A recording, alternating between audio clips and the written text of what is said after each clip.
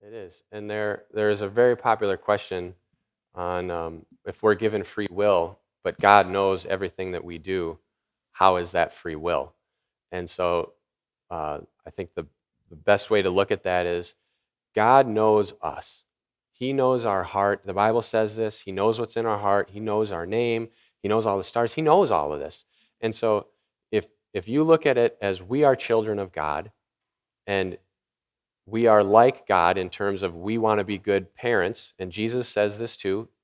And so if you know your child and you gave your child a choice of two options, how many of you parents could predict what your child will do with 50% certainty, 90%?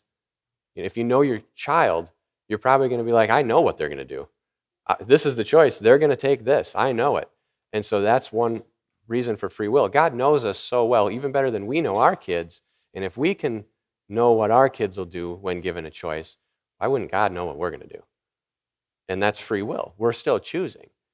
And the other thing would be that since God knows everything, even if we have two choices, and God may not, this is a big philosophical part of it. They say, well, God may not know exactly which option you'll choose, but He knows you're going to take one of them, and He knows what possibilities each one will take, and so then you have free will, but God still knows because He knows every single possibility.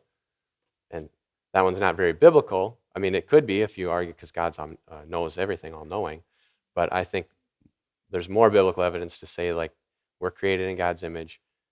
We are God's children. We want to be good parents for our children. If we know what our children would do, why is it unreasonable to think God would know what we would do?